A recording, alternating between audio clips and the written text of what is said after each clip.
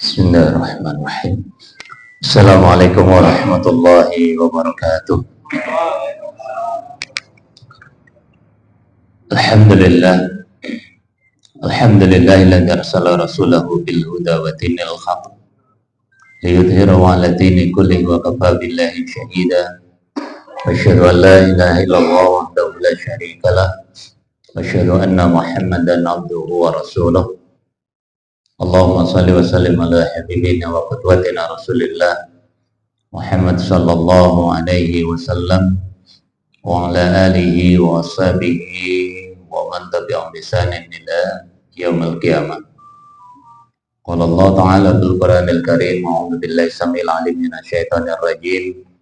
Innal ladzina qalu rabbuna Allah tsumma istaqamu tatanazzalu alaihimul malaika alla takhafu wa la tahzanu wa abshiru bil jannati allati kuntum tu'adun.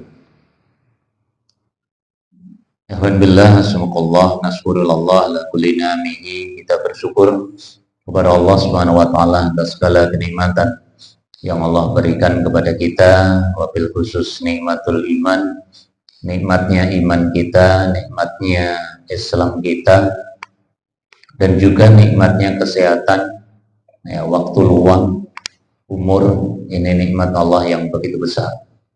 Yang diminta oleh Allah hanya dua sebenarnya. Ya, kita mensyukuri nikmat itu dan menggunakan nikmat itu untuk ketaatan kita beribadah kepada Allah Subhanahu wa taala.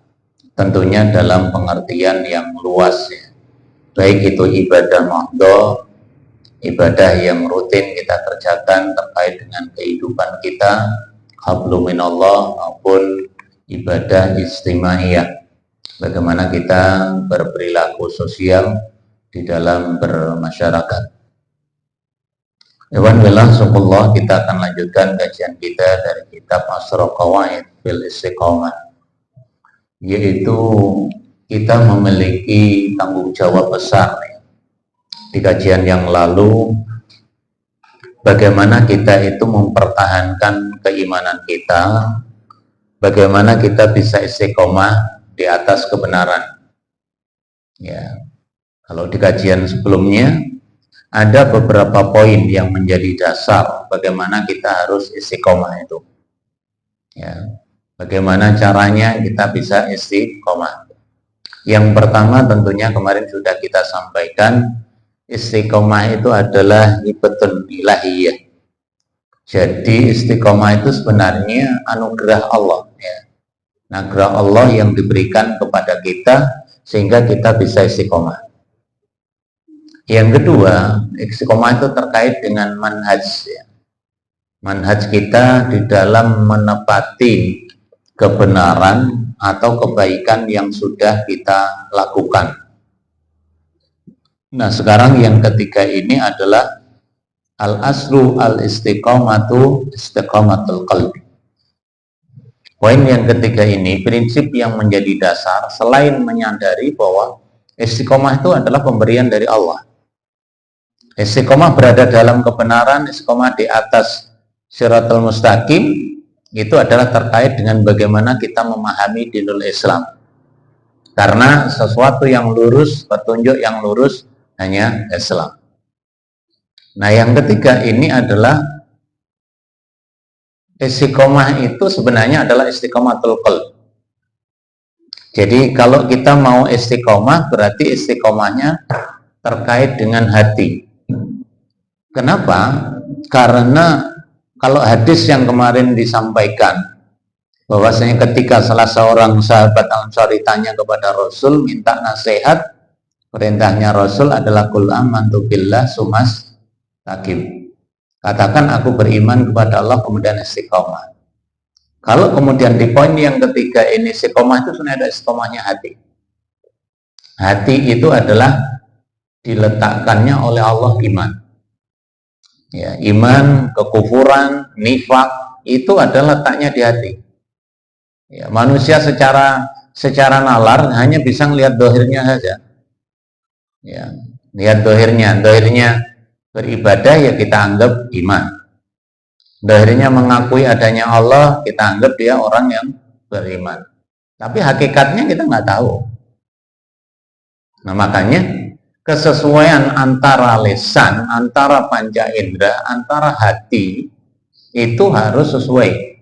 Makanya sering saya sampaikan ketika waktu bahas ihdinas siratal mustaqim itu bukan hanya slogan, tapi permohonan kita kepada Allah yang besar agar kita mampu tetap di jalan kebenaran. Ya, siratal mustaqim itu kan sebenarnya jalan kebenaran, ya dinul Islam. Jalan yang lurus adalah jalan yang sudah digariskan oleh Allah, yang sudah dilalui oleh para nabi, para rasul, ya, para siddiqin, para syuhada wassalihin. Mereka itulah orang-orang yang memang nanti mendapatkan kedudukan yang tinggi. Maka kalau kita pahami di dalam kitab Jamu' min Syu'abil Iman yang ditulis Imam Al-Baihaqi, ya, yang dulu sudah kita pernah kaji, ya, entah ingat atau enggak, ya. Ya, cabang-cabang iman itu kan ada sekitar 60 sampai 70 cabang. Yang paling tinggi itu adalah kalimatul la ilaha illallah. Paling rendah imatatul adza anit-thariq. Dengan cabang-cabang yang perkara qalbiyah, perkara hati, maupun yang sifatnya adalah terkait dengan ibadah maupun akhlak. Nah, Abu Hurairah sebenarnya di dalam kitab Imam Al-Baihaqi itu menyebutkan, jadi Abu Hurairah itu punya pendapat ini. Jadi al-qalbu, jadi hati itu adalah al-maliku. Jadi hati seseorang itu sebenarnya raja. Wal a'dha'u, sedangkan anggota badan kita, ya, seluruhnya ini adalah junud. Apa junud? Pasukan, boleh jadi tentaranya. Jadi hati itu adalah raja. Kalau dalam transaksi jual beli, pembeli itu adalah raja. Tapi dalam diri kita terkait dengan keimanan, hati itu adalah raja. Sedangkan anggota badan itu pasukannya. Maka ketika al-mulk, ketika hati atau raja ini baik, ya tentunya anggota badan ini bisa akan jadi baik. Ya, kalau rajanya, pemimpinnya baik, otomatis pasukan-pasukannya itu adalah baik. Karena hati itu akan menggerakkan potensi kita, gerakkan nalar kita, cara berpikir kita, anggota badan kita. Ya, Pak Arif karena hatinya baik, hari ini majelis taklim, kemarin ikut majelis taklim. Itu kan karena ada dorongan hati. Adapun niatnya apa, saya nggak tahu. Yang jelas kalau beliau hadir ke sini niatnya ngaji. Secara dohir apa? Niatnya, ya baik, gitu aja. Aslinya nggak ngerti. Aslinya saya nggak ngerti niatnya apa kan. Yang tahu adalah beliau sendiri. Makanya kan kalau hati itu sebagai standar, hati itu sebagai filter, maka disitulah anggota badan ini ngikut aja. Ya, maka disebutkan oleh Rasulullah, jadi kalau hati itu adalah baik, maka pasukan, karena itu ibarat raja, masa pasukannya, junut tentaranya ya akan bagus. Wa in hafusat, kalau ternyata itu jelek, rusak, iya, maka seluruh tentaranya juga akan berperilaku seperti rajanya. Tapi ini saya sampaikan bukan hadis, ya. Ini ungkapan Abu Hurairah. Maka dalam tataran hadis disebut asarus sahabat. Nah, ungkapan beliau ini bukan tanpa dasar, gitu. Beliau menerjemahkan, beliau memberikan penjelasan yang beliau sebut kemudian hati itu bagaikan raja, sementara atau anggota badan itu sebagai pelaku dari amal jawari. Bagaimana seseorang itu akan melaksanakan perintahnya dari rajanya. Kalau perintahnya baik, tentunya mengarah kepada kebaikan. Nah, kalau kita kaitkan dengan hadisnya Nabi, hadis ini bisa dibaca nanti di Sahih Bukhari juga dibaca juga di Sahihnya Imam Muslim. Nah, pendapat Abu Hurairah ini atau ungkapan Abu Hurairah ini sejalan dengan apa yang disampaikan oleh Rasul. Ala inna fil jasadi mudghah. Ya, Nabi menyampaikan, ketahuilah bahwasanya dalam diri kita itu, dalam jasad kita itu ada mudghah. Ada yang menerjemahkan segumpal daging, ada yang menerjemahkan mudghah itu sebenarnya sesuatu yang ada yang menambahkan gumpal darah. Ya. Hati itu kan sebenarnya mirip darah. Hati itu adalah apa kalau kita sebut puncaknya kehidupan. Gitu. Maka beliau menyampaikan, ketahuilah dalam diri kita itu ada segumpal daging. Kalau urusan makan berarti hati itu dimakan. Tapi kalau urusan yang ngatur organ tubuh itu terletak di hati kita, juga terletak di jantung kita. Model bagaimana kanan fungsi darah, bagaimana aliran itu yang menfilter juga hati. Kalau kita melihat nyembelih kambing, nggak banyak kelihatan hati yang rusak. Tapi kalau kita nyembelih sapi, ya kelihatan jasadnya bagus itu kan, dagingnya bagus. Tapi ketika ada hati itu yang rusak, walaupun itu fisik ya, itu kan kita nggak boleh makan. Kalau dagingnya oke, tapi ada hati yang rusak, itu menunjukkan ada faktor yang berbahaya. Makanya tetap harus kita buang hati itu. Nah manusia enggak, karena hati itu yang dimaksudkan oleh Rasul itu abstrak. Ya, walaupun dalam dunia psikologi kemudian hati itu juga jantung, hati itu yang ngatur apa sirkulasi darah. Oke lah, secara jasa dia bisa dianalisa. Tapi hati itu sifatnya abstrak karena dorongan spirit. Idza salakal jasadu kullu. Kalau hati ini baik, ya kan baik semuanya. Idza fasadat, kalau hati itu rusak, fasadat jasadul kullu. Maka jasad itu akan rusak semuanya. Nah itulah yang kemudian oleh Abu Hurairah diterjemahkan, oh berarti hati itu raja, anggota badan itu pasukan. Ya, yang gerakkan kita ibadah itu ternyata hati. Terkait dengan apa? Keimanan. Ya, kalau kita bilang gini, kita itu ibadah itu apa karena hanya meyakini bahwa ibadah itu karena perintahnya Allah, atau kita beribadah itu karena ono embel-embeli. Itu yang memfilter hati, Pak. Kita ibadah ini ya karena memang kita mentaati Allah.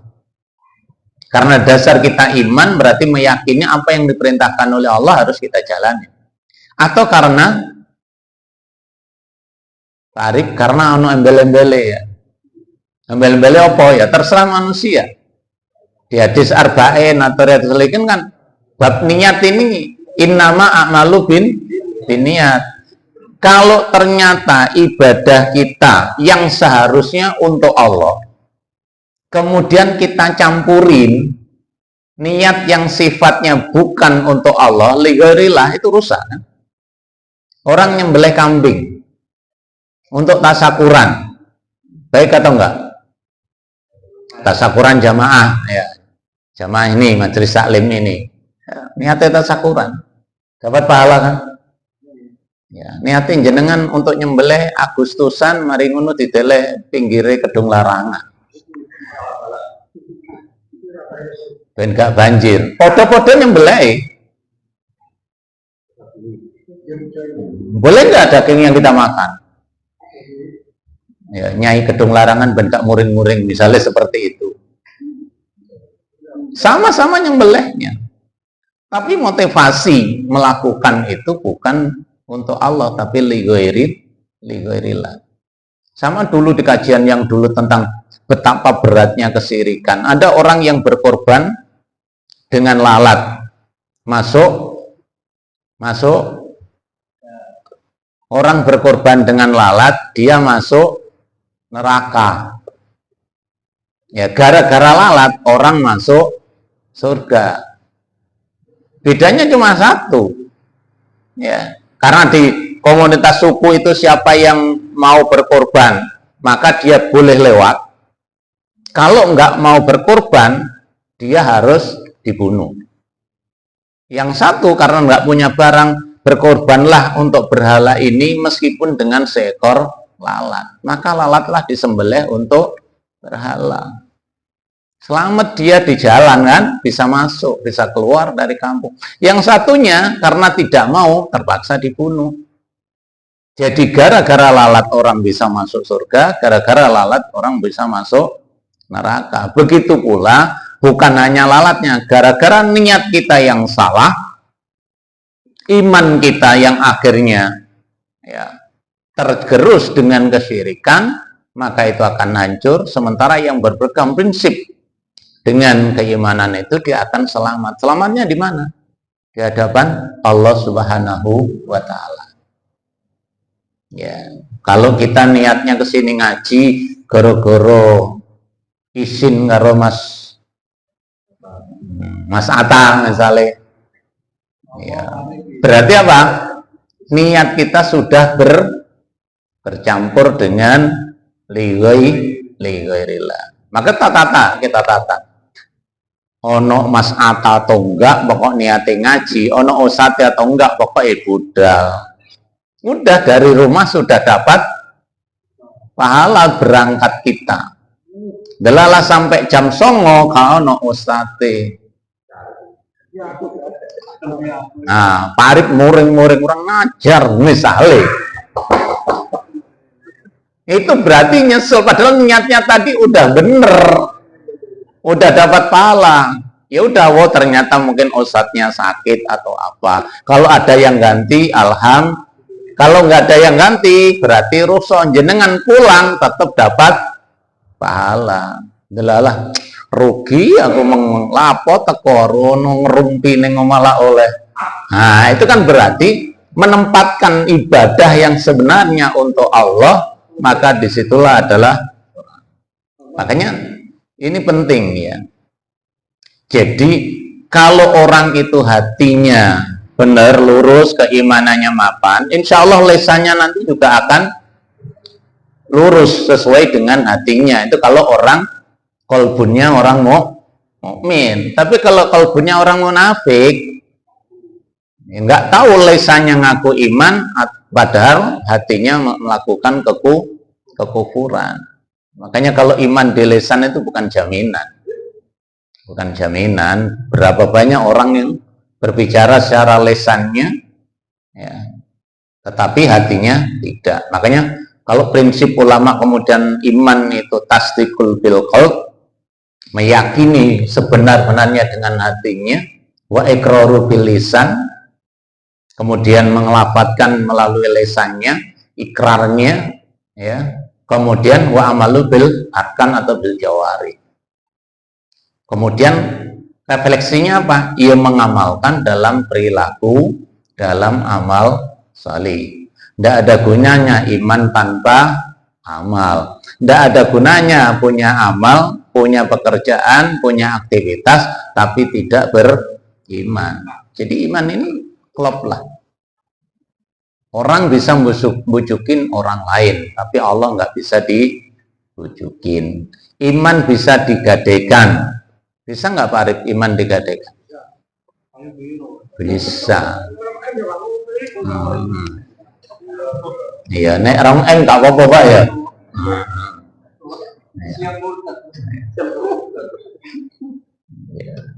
Gak boleh digadaikan. Walaupun zaman sahabat ada karena terpaksa. Ya, kita ingat kisahnya siapa?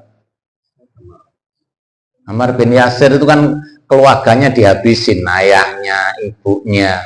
Tinggal Ammar ini. Kalau saya dibunuh ini terus saya apa? Akhirnya kan pura-pura itu. Tapi pura-puranya generasi sahabat itu nggak kayak kita. Nah, sekarang nggak pura-pura menipu malah ada itu. Jadi kalau sahabat itu setelah merasa dia salah, ya Rasul saya ini sudah keluar dari Islam karena saya ya menjadikan tameng apa? Agar tidak dibunuh sebagaimana ayah dan ibuku. Kata Nabi enggak. Kamu ini karena berjuang untuk menjaga iman, karena bukan hatimu, saya yakin bukan hatimu yang kafir. Kamu lisan Anda untuk menyelamatkan dirimu, karena itu di masa-masa sulit, di masa-masa bagaimana Islam belum berkembang sampai sekarang ini. Ya kalau sekarang Mas Atta dibilang kon jadi pegawai negeri tapi jok melu Muhammadiyah, pilih nanti kira-kira.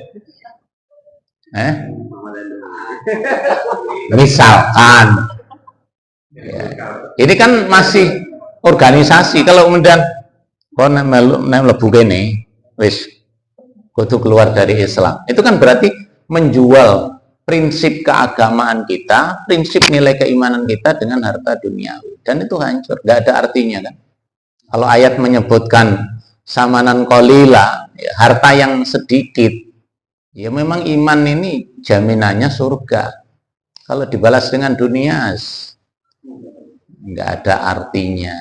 Nah, kemudian yang berikutnya, kenapa al asl fil istiqomah? Ya, asal dari istiqomah itu adalah hati. Karena jamaah sekalian, hati kita ini kan ada mengalami gini kan. Kita itu ibadah itu kira-kira istiqomah total atau kadang-kadang mengalami pasang surut. Kita dulu sampaikan, iman itu yazidu wa yanqus. Iman itu pasti mengalami pasang surut. Lagi di majelis taklim, imannya naik, di luar majelis taklim turun. Boleh, tapi jangan sampai turun gratis. Ya. Sehingga kenapa ada majelis taklim? Kenapa kita ngumpul? Ya, meskipun kita mencari apa? Mencari ilmu dengan melalui ini bisa nggak? Melalui YouTube, boleh nggak? Boleh. Bisa nggak? Bisa, tapi ada yang hilang, Pak. Pak Arif dengarkan ilmu bisa dengan melalui media. Media digital itu kan sekarang luas. Ilmu bisa kita ambil. Ya, Pak Arif bisa siapa saja yang ceramah mau bisa diambil. Tapi ada yang hilang. Pak Arif kan nggak ketemu. Nggak ketemu. Pak Arif bisa dengarkan di rumah. Bisa dengarkan nongkrong ning kopi. Ya, angkringan. Nah, tapi kalau kita di majelis ketemu ini, hikmahnya banyak. Ketemu jabat tangan. Sudah apa? Kalau ada orang dua muslim, ya, kemudian dia berjabat tangan, ya tasafahu, kemudian Allah akan mengampuni keduanya sebelum yatafarraqu, sebelum dia berpisah. Nah, itu ketemu, guru ngucapin salam, didoakan. Ya, belum berkumpulnya di majelis, belum langkahnya kita menuju tempat majelis. Itu semuanya kelebihan yang tidak bisa diperoleh dengan hanya sekedar mendengarkan lewat media. Bisa ilmu itu dicari seperti itu. Maka kalau ilmu tetap kita perlukan. Ya. Misalkan mau melaksanakan hadisnya tabassumu kamfi wajhi akhika sadaqatun, ya, senyum yang manis kepada saudaramu itu sedekah. Kalau sampai YouTube jangan bisa nggak? Hah? Nggak bisa. Mercing dewe, senyum dewe sama video terus ya Allah.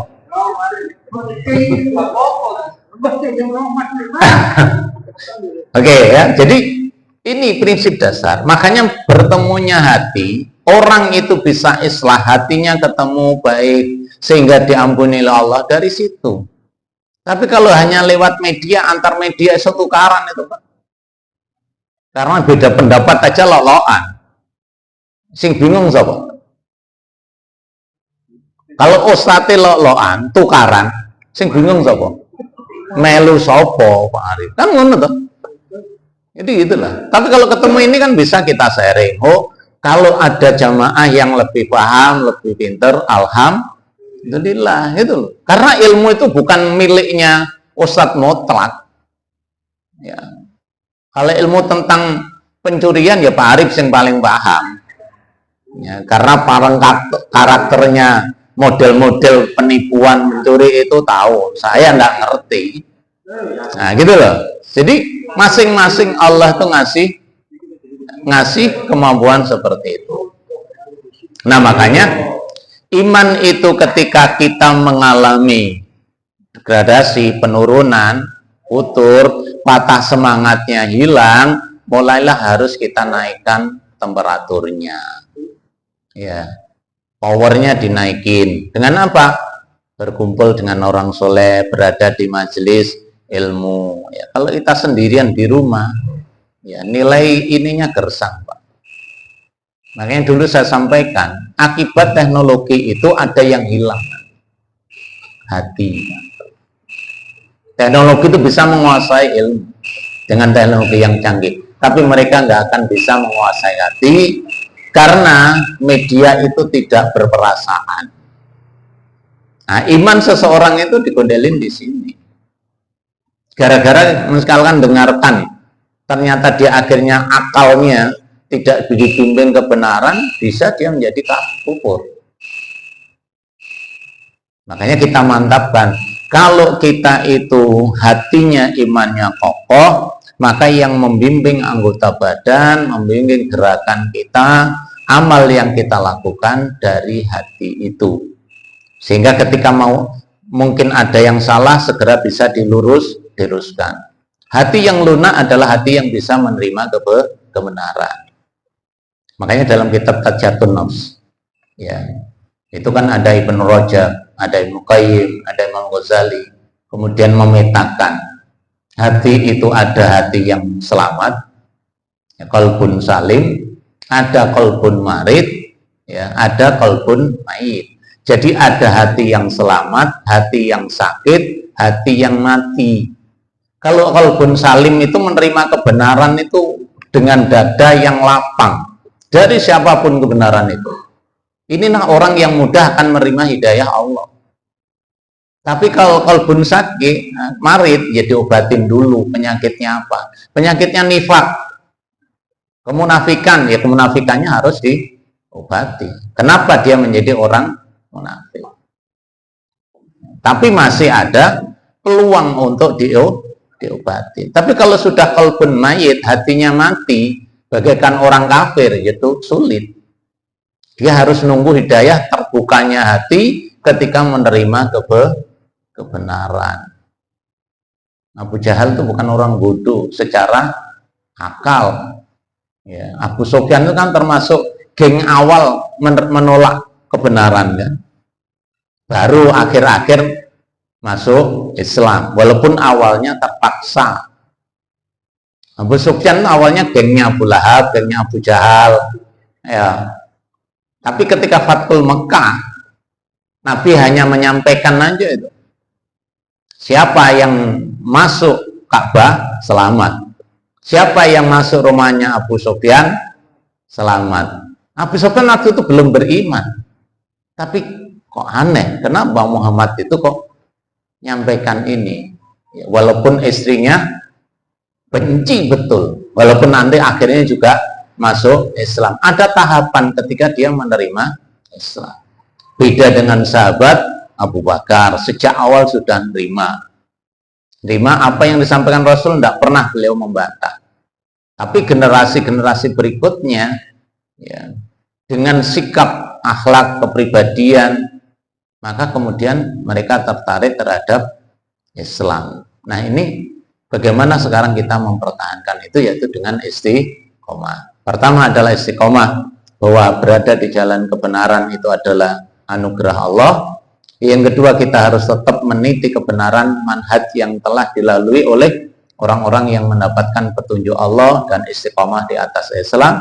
Yang ketiga, hendaklah kita menjadikan hati ini sebagai raja, sementara anggota badan ini adalah tentara atau pasukan. Yang itu juga akan ditentukan spiritnya oleh hati kita. Nah, ikhwan billah, nasallallahu, itu yang kita sampaikan, poin itu yang kemudian oleh para ulama dijabarkan bahwa sebenarnya hati itulah yang nanti akan mempengaruhi kehidupan manusia, baik di atas keimanan atau di atas kekufuran. Kalau pemikiran itu bisa berubah, ya sebenarnya hati itu mesti menuntun kepada kebenaran. Hanya ketika lingkungan mempengaruhi, itu hati bisa berbelok. Wallahu a'lam bishawab. Itu yang bisa kita kaji pada malam hari ini. Nggak apa-apa lebih 5 menit ya. Semoga ada berkahnya sendiri bagi kita. Kalau ada yang bertanya, monggo. Nggih. Nggih, monggo.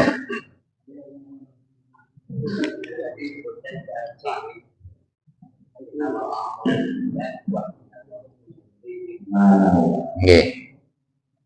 Sekarang bisa jadi karena kalau ini adalah sesuai dengan satu hadis ini Allah kita lagi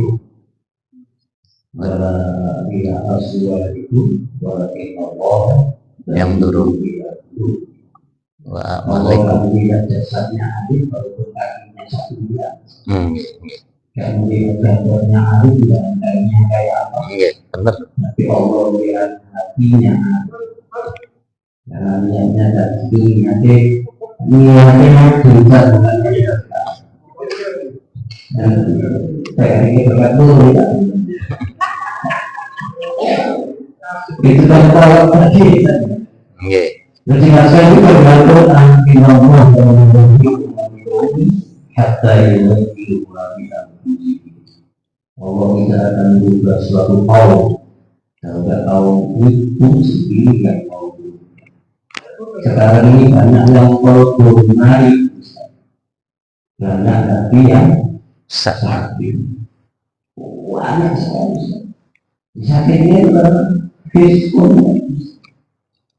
karena sikun ya kadang-kadang hari ini orang burung bahkan agak kursi pensewu ya supaya suki jadi tidak percaya sama diri bahwasanya kita ini percayanya sama Allah bukan cuma ada kursi lagi kalau Allah tidak mengundang juga tidak sakit ya tetap kalau di dalam kitabnya Syekh Abdul Qadir Abu Dhabi kamu kalau sakit tak boleh sehat wah itu kita berikan Syekh Abdul Qadir Abu Dhabi itu diobat kamu miskin tak boleh suki karena kenapa kamu kalau sehat balik wah itu sakit itu kan kalau sehat dari hancur diri kalau sehat kan sombong sombong aku apa jangan ya dari suku yang dari mudah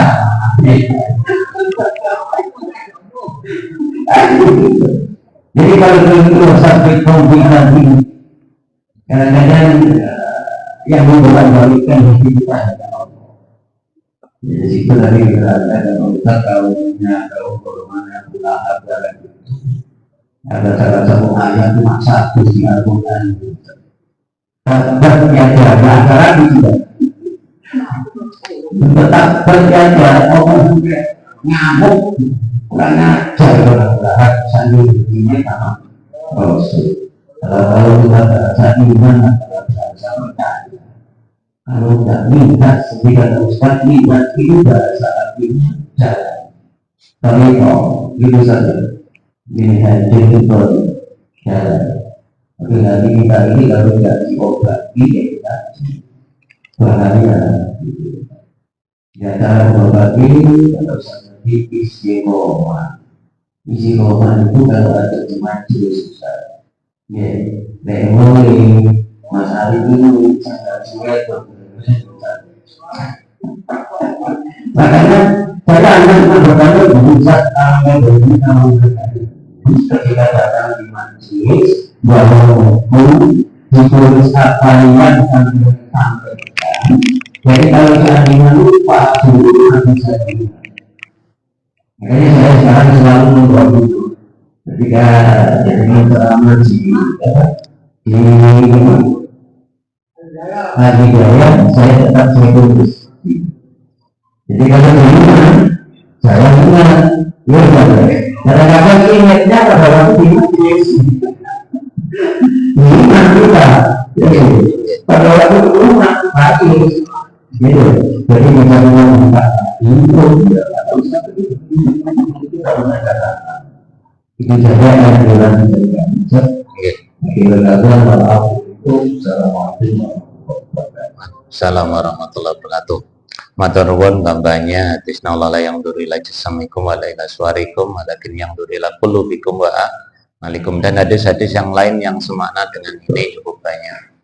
Memang ya kenapa saya itu materinya mesti merujuk kitab, apalagi kitab-kitab ulama-ulama terdahulu ya. Karena gampang, ketika nanti kita nggak ingat, itu buka lagi kitab itu ketemu meneh. Nah, ada kecenderungan di kita, nyuwun sewu. Ya, kita ini di perserikatan kan cenderungnya ya pokoknya tematik. Kalau nggak ditulis, ya hilang. Ilmu itu kan ilmunya ada fisutur, ada fisudur. Ada yang ditulis, ada yang di hati. Generasi sahabat, walaupun di zaman Nabi itu kenapa Nabi tidak mau merintahkan, bahkan melarang sahabat menulis hadis, karena pada waktu itu masih masa turunnya Al-Quran dan para sahabat menghafal.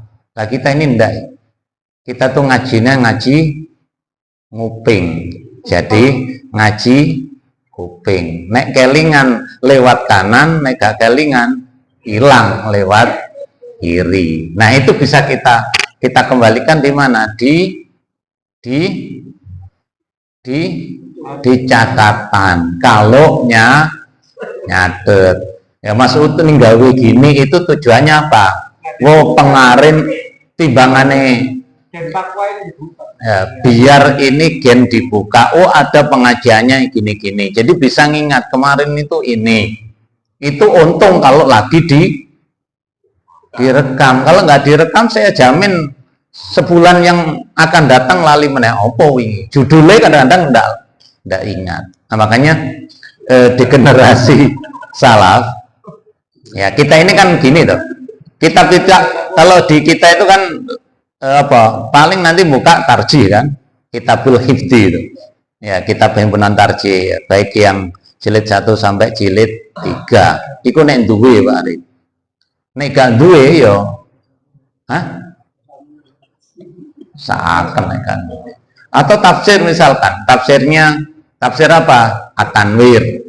Kan ada jilid 1 sampai jilid 2 itu. Cuma saya tanya teman-teman, sampai duwe? Enggak. Lah terus. Nah, itulah. Jadi kenapa kita misalkan Riyadhus Shalihin, Arba'in Nawawi, ya, atau Sahih Bukhari, atau Adabul Mufrad? Karena ini sudah si penulis, ulama yang nulis itu kalibernya nggak ada yang ngumpulin sekarang.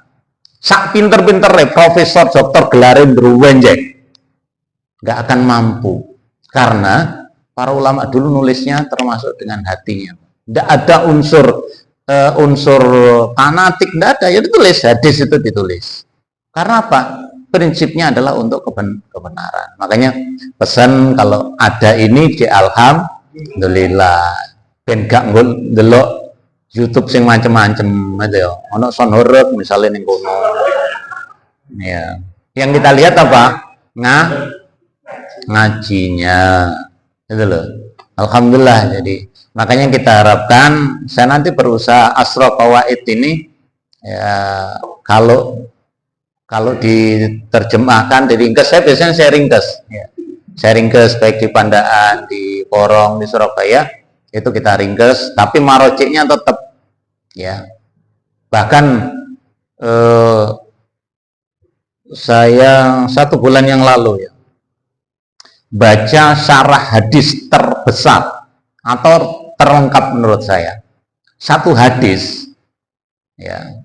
Padahal saya sudah baca Fathul Bari, saya baca syarahnya Riyadhus Shalihin. Ada 1 kitab ya, itu yang ditulis hanya membahas 1 kitab, tapi halamannya 576 halaman. Saya mikir, orang dulu tuh kenapa kok cerdas-cerdas? Awake dhewe iku apa kira-kira? Ya. Makanya saya sampaikan, hasanah ulama terdahulu nggak ada yang mengalahkan. Ya periode sekarang. Imam Syafi'i itu kan kurang apa? Muhammad bin Idris Syafi'i. Ya, 5 tahun wis hafal Al-Quran, wis ngerti. 10 tahun jadi qadhi, jadi ulama besar. Saiki 10 tahun Pak SD gak ngerti apa-apa sih. Nah, makanya sehingga kecerdasan beliau setiap dia berada di majelis, maka dia sudah hafal apa yang disampaikan oleh gurunya. Bahkan ketika berada di majelisnya Imam Malik kan gurunya Imam Syafi'i, walaupun berbeda dalam soal fikih ya. Ya. Misalnya Imam Malik tidak perlu baca Al-Fatihah, Imam Syafi'i baca Al-Fatihah keras, itu bagi kita udah, kalau hasanah ilmuwan nggak bermasalah itu. Nah, sebelum beliau masuk di majelis, Imam Malik itu kan membaca kitab. Imam Syafi'i itu dengar, wis hafal Pak masuk. Makanya meskipun Imam Syafi'i ini kecil, Muhammad bin Idris As-Syafi'i ini kecil, oleh Imam Malik diletakkan di sampingnya. Yang padahal yang situ senior semua. Kenapa? Imam Malik cerdas mengetahui bahwa anak ini punya bakat. Kita enggak kok sekarang.